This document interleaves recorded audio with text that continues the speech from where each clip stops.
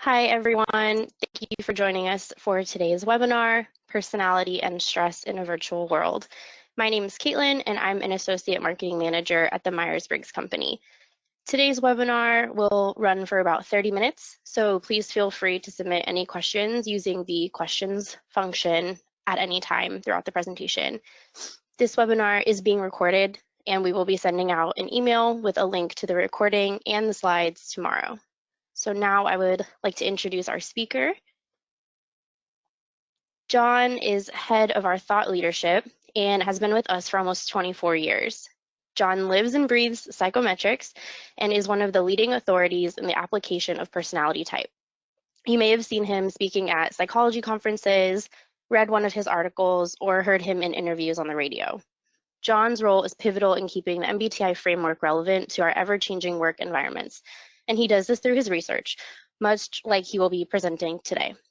So, John, of all the changes we've seen in the workplace, would you say what we're going through right now is the biggest shift? Thanks for the introduction, Caitlin. And yes, I think it probably is the biggest shift I've seen. As you very kindly said, I've been around for quite a while now, and I've seen some pretty big changes in that time. People used to smoke sitting at their desk. Computers were things which are kept well away in the back room and a specialist had the program. And a session like this, really that was something out of a science fiction film. But in terms of a sudden change, and we know that it is sudden changes that are the most stressful, well, this is the biggest and the most dramatic change I think I've seen.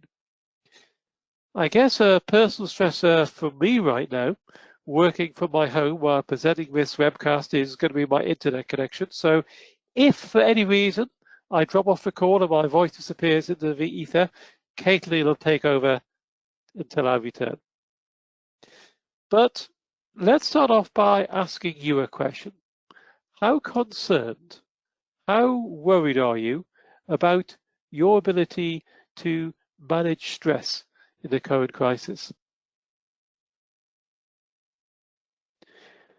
Because we're focusing on stress, because the situation we're in right now is very new and very unique. 10 years ago, when we did some research into what people found stressful, things like public speaking came out as the most stressful activities that they could do. And the chart that you can see now is taken directly from a report we produced at the time. So, for example, most people didn't find socializing particularly stressful for most of the time. Traveling on public transport was only stressful perhaps if your train was running late, or perhaps you found yourself sitting next to a drunk. But right now, even those simple activities are, well, possibly quite dangerous. So the time, I think, is absolutely right to talk about stress, because we are living in a stressful time. The arrival of the COVID-19 virus has brought all sorts of new worries to the surface. And I wonder to what extent the worries you're seeing on the screen right now resonate with you, or perhaps there are other things that you have in your mind. What I'd like you to do as we go through this session is write down your own worries, your own concerns, the things that are troubling you in the questions box that you can see on your screen. And we'll talk through some of those a little later. But let's start off by asking you a very specific question. How concerned are you by your ability to manage stress during this crisis? And what I've done now is launch a poll question which you should be able to see on your screen. So are you very concerned, somewhat concerned, a little concerned, or perhaps not at all concerned about your ability to manage stress at the moment? Let me give you just a moment to let you complete that poll. I'll be closing down in a moment and see what you've come up with. So just a few more moments. Let's see if we can get 3/4 of you to vote.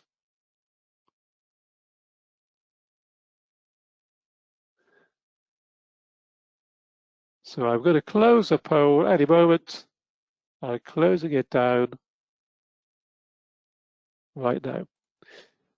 So if we look at those results, we can see that actually the majority of you perhaps are either a little concerned or not at all concerned, but 38% of you are somewhat concerned and 77%, I beg your pardon, very concerned. So a range of different responses there, but most of you not so very concerned about your ability to cope with stress at the time.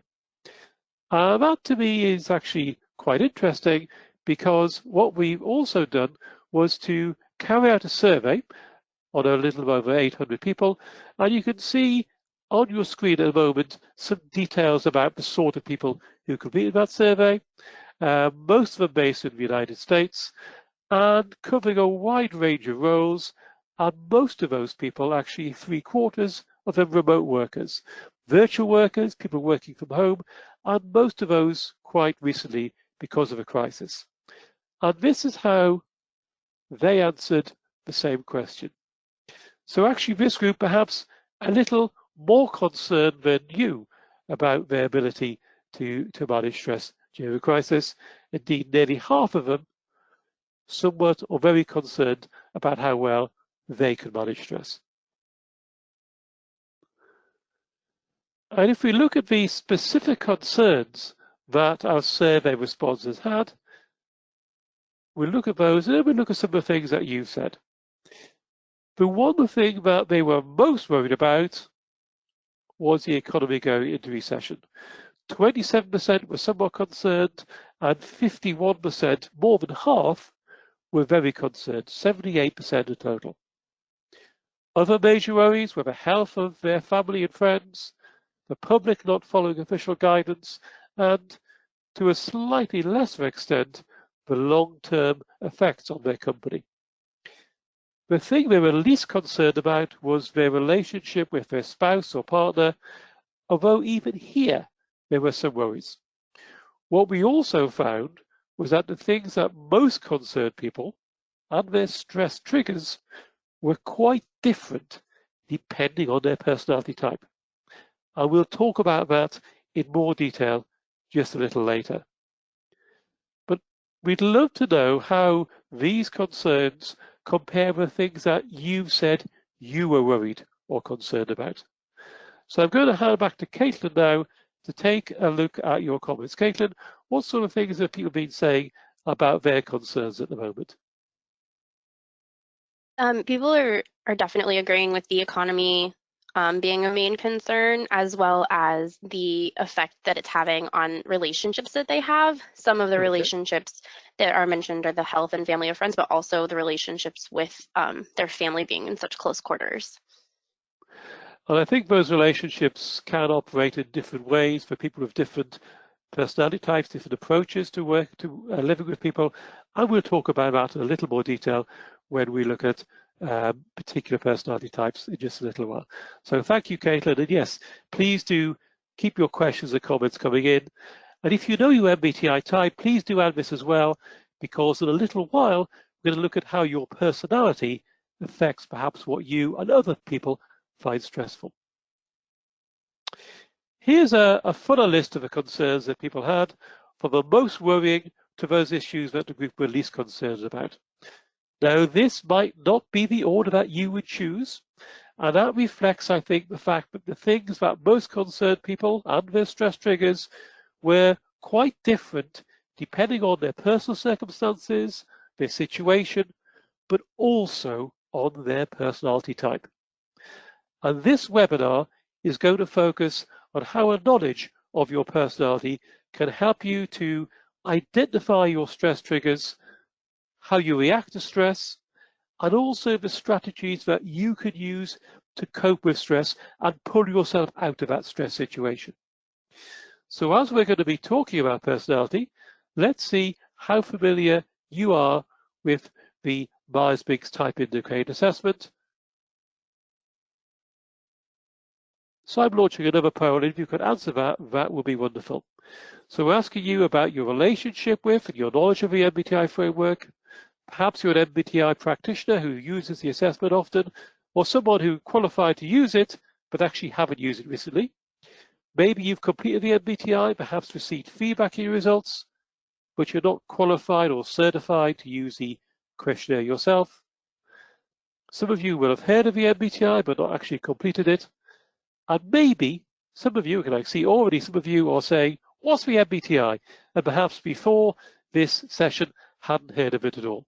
So again, just giving you a little while longer to complete that survey. Please put down your answers and we'll see the level of your degree of acquaintance with the Myers-Briggs type indicator. So just over 3/4 of you have now voted. Just give you a little while longer and we'll close this poll, or even the poll, now. So let's look at the results. So a few of you are saying, what is the MBTI? Rather more have heard of the MBTI, I've not completed it, but most of you have some knowledge of the MBTI. So what I'll do now then is just very briefly talk through the basis of the MBTI. So those people of you who are qualified practitioners, please bear with me just for a couple of minutes while I just give a very brief background information about the Myers-Briggs type indicator. So at its basis, the MBTI looks at 4 areas of personality. It looks at extroversion and introversion. Do you get your energy from the outside world of people and things, in which case we'd say you had a preference for extroversion, or your inner world of thoughts and feelings, in which case we'd say you had a preference for introversion? Do you prefer to trust and use information based on the solid evidence of your 5 senses or your really detailed memories of that, in which case we'd say you had a preference for sensing? Or do you prefer information which is about how things connect together and what could be and what the big picture is, in which case we'd say you had preferences for intuition? When you make decisions, do you prefer to make them on a basis of objective logic, in which case we'd say you have preferences for thinking? Or do you prefer to make them on the basis of your values and about how those decisions will affect people, in which case we'd say you have preferences for feeling? And last but not least, do you prefer to live your lives and deal with the world around you in an organized, structured, planned way, in which case we'd say you had preference for judging, or a more open, spontaneous, unplanned way, in which case we say you had preferences for perceiving. Now, all of these areas have an influence on how you react to stress, and all of these areas can be stress triggers for you, but our research suggests that during this particular COVID-19 crisis, 2 of the most important areas are extroversion, introversion, and judging and perceiving. I'm going to look at those now in detail, but we're going to give you access to some resources later after the session, which will let you look at those 2 areas and also at sensing, intuition, and thinking and feeling in terms of stress and the current crisis. So looking at extroversion, introversion, then, because people with a preference for extroversion get their energy and focus on the outside world, in normal times they're going to be stressed by not being able to do that, by having to spend too much time alone and not getting that external stimulation. Whereas those with a preference for introversion prefer to be stressed by, well, I beg your pardon, those with a preference for introversion tend to be stressed by having to have too much attention to the outside world, spending too much time with other people, and having too many external distractions. The way this seems to be working in the current crisis is for people with a preference for extroversion, they tend to be stressed by, again, not having that stimulation, so not having people around they can talk to, they can communicate with, they can socialize with. Perhaps they're having to be at home on their own, by not having any stimulation in a home environment, by not being able to socialize or travel. Now, some of these factors can be compensated for to some extent. So, for example, if someone who has an extroverted preference can have lots of online conversations using Zoom or elsewise with people, that can be useful. If they can have a stimulating home environment, perhaps there are other people around, perhaps they play music when they are working, perhaps they make sure that the room they're working in has a stimulating environment, perhaps they go for walks when they can, just to keep that external stimulation going. Whereas people with preference for introversion, are going to be more stressed if they can't have a quiet environment to work in. Perhaps their kids are around, perhaps they live in a shared apartment or house with lots of other people. Perhaps they're forced to take part in too many online meetings. Interestingly, even people with a preference for introversion do need some contact with other people, and we look at how our whole type affects this in a moment. And when people expect that they don't need any contact and never give any contact, that can be quite stressful.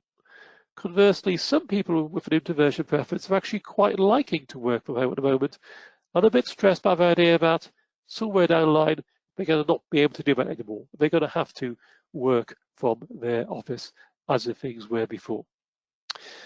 So I don't know if any of you have had any questions about extroversion, introversion, stress, and the current situation. So, Caitlin, have we had any questions related to extroversion and introversion?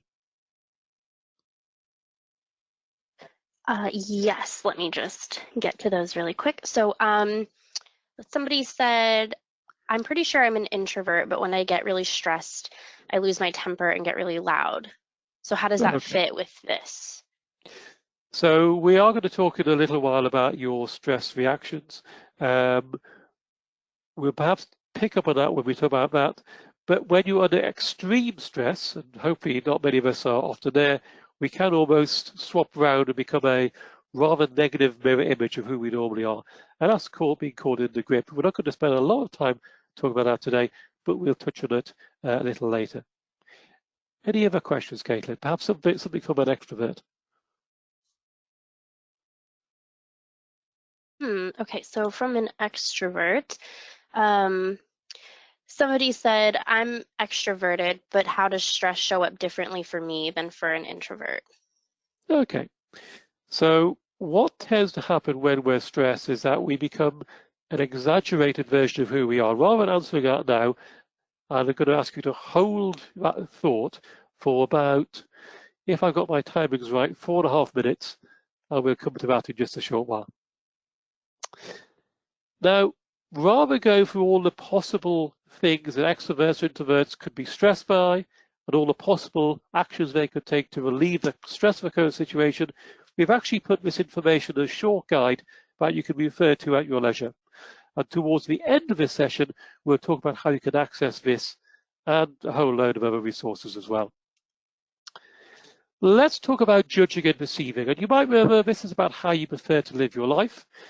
People with a preference for judging like to live their lives in an organized way, so they tend to get irritated or stressed when they have to work with people who they would see as disorganized, or for organizations that they would see as disorganized.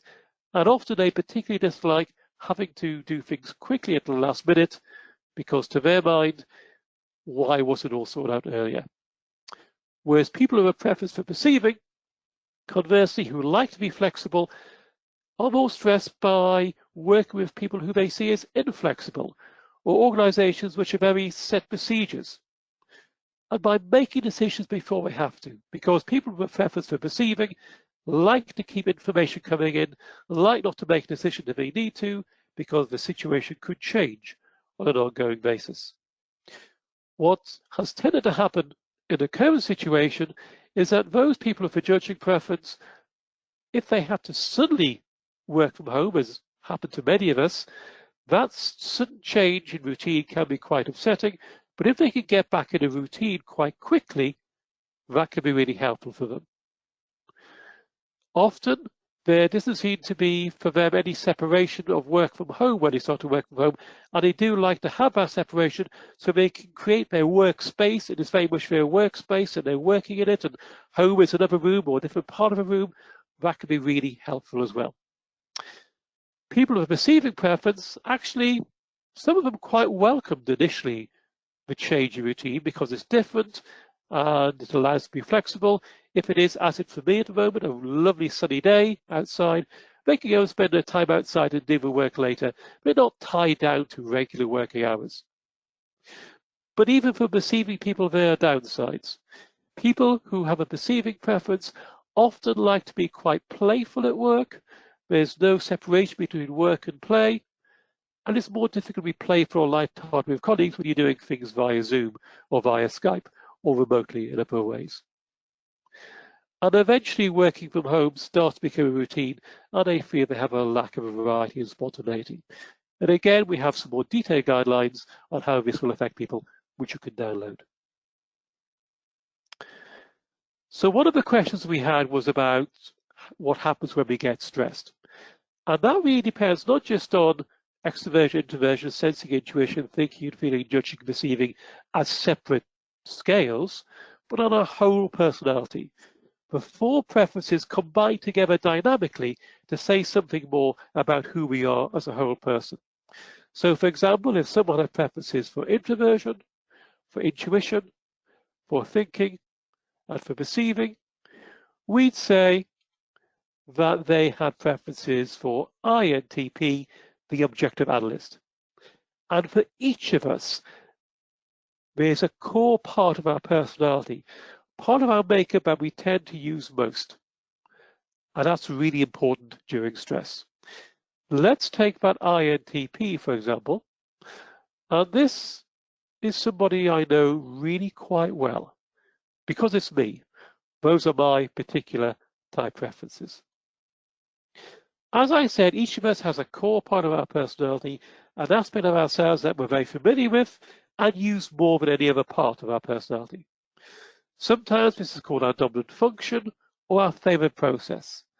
I'm an introvert, and for me, this core character is introverted thinking, the analyst.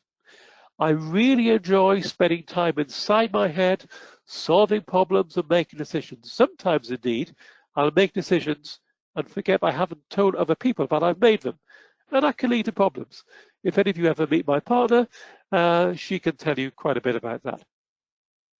But generally speaking, that is balanced by other parts of my personality. And even though I'm an introvert, I do make some contact with the outside world. But let's see what happens when stress comes along. Now, at the moment, there are things which are stressful for most of us. Things like worries about our future, about the recession, about will we still have a job.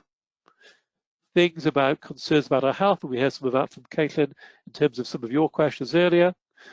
But for people like me, there are going to be also particular stresses.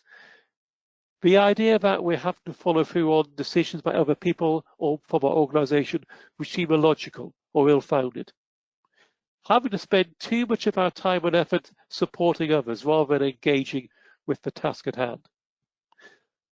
And what tends to happen when we begin to become stressed is that we fall back on that part of us that we're most happy with, that we're most confident with, that we use more than anything else, our favorite process, our core character. For me, introverted thinking, the analyst. So what you'll see in my behavior is you'll see me withdraw. I'll go away to my cave. I'll withdraw to my inner world. I'll become quieter. But inside my head, it's very noisy. I'm desperately turning over, solving problems, making decisions inside my head. The cogs are turning. Blah, blah, blah. It's going all going quick, quick, quick inside my head. And it's a flurry of decisions. And in doing that, I become increasingly cut off from the outside world. I lose a touch of the outside world, I become less balanced. And if I keep doing that, I'll end up exhausting that central part of myself, and I'll suddenly become very loud, shouty, and bad-tempered, which relates to the question that we had earlier. But for most of the time under everyday stress, I just go deeper and deeper into that cave, into that less adaptive part of myself. Now, to pull myself out of it, what I need to do is to force myself to engage with other parts of my personality. For me, it's a part of my personality called extroverted intuition. I don't want to do that. My natural impulse is to go deeper and deeper into my cave and do more and more about introverted thinking.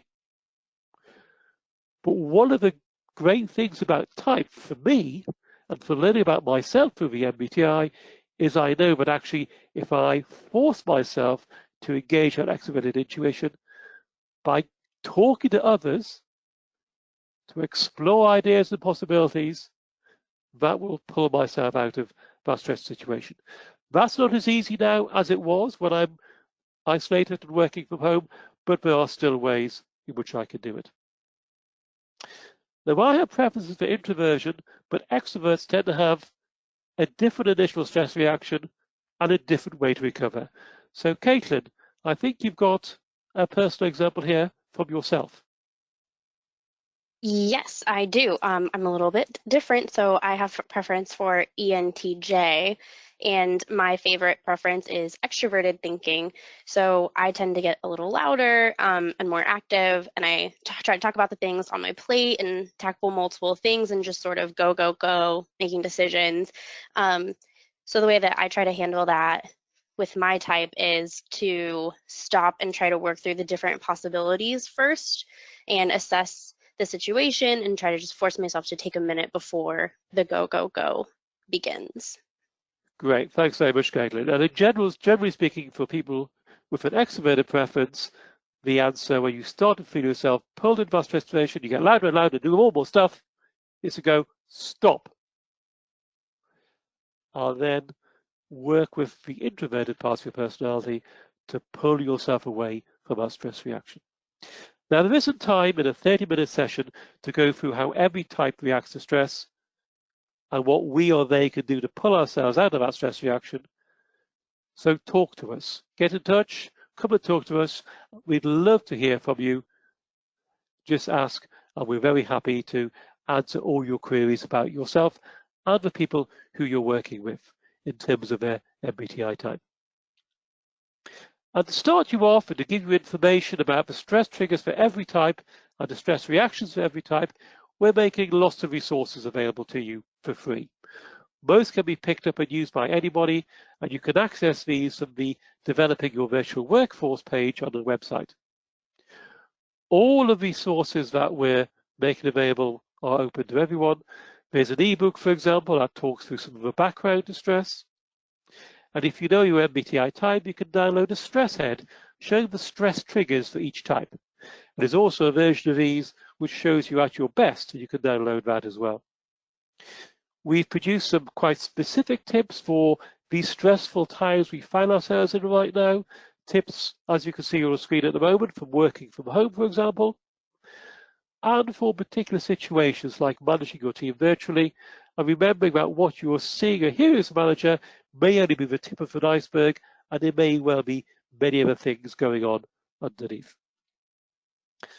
And tips really for coping with this current situation as a whole for each type. Again, really useful resource if you know your type, or you work with somebody else who knows their type. So please, please do download all of these resources and use them. And there's other resources on the website as well. So let's finish off by summarizing what we've been talking about and think really about where we could go from here. We've talked about what we are stressed by right now and how different personality preferences have different stressors, different stress triggers, what our reactions to stress might be. We've touched on those, but we've said where you can get information about every type and their reactions, and simply how to deal with stress and pull yourself away and avoid a downward spiral of stress. And finished off by touching on some of the resources that you can download and that you can use. Remember that we're in this together and we're really here to help where we can. So please do come and talk to us about current challenges. We'd love to hear from you and help you meet your specific goals, whether it's working with you as consultants or helping you with your training needs, or just talking through how our different resources and products can help. I'm going to hand back to Caitlin now, and she's going to talk briefly to you about how you can access the resources we've talked about and some other ways we can help you both immediately and also for the long term. Caitlin, over to you. Thank you. So I do see a couple of you asking about these resources. So this is where you can find them to answer that question. We will be sending the link out to you in the follow-up email tomorrow, along with the recording and the slides. So This site is packed with a lot of information and we're updating it regularly, so make sure you keep checking back to get the resources, support, and services that we have. And if you can't find what you're looking for specifically, there is a contact form at the bottom, so just go ahead and fill that out and we will get in touch with you. So I just wanted to quickly call out our latest and most exciting update is that we're now offering virtual certification courses. It's the same high quality course, but it's virtual. So there's still breakout spaces for group work and interaction with the facilitator and the group members. These are the upcoming dates that we have, and they're booking up pretty quickly. So if this is something that you've been interested in or you are now interested in, I would suggest letting us know soon. And we also have virtual in-house certifications, which is for a group of people. If you have more than 4 people, we can look at getting a group certification scheduled for you. And if, like many of our clients, you want to do this, want to have workshops, but you don't have the capacity to deliver yourself, or there's other issues standing in the way, then our virtual workshops, MBTI Insight workshops, are for you. So we found that these topics, building resilience, managing stress, managing change, and enhancing communication, are some of the topics that people are asking us about the most right now, and they're the most helpful. So these are short, focused, and create employee engagement when we need it the most. And each participant gets feedback from our expert consultancy team. So it's a great workshop for groups. So I would like to, unfortunately, we don't have time for questions today, but if you did ask a question, we will get back to you directly. And we will send out the recording tomorrow, like I said. So thank you everyone for joining us, and have a great day and stay safe.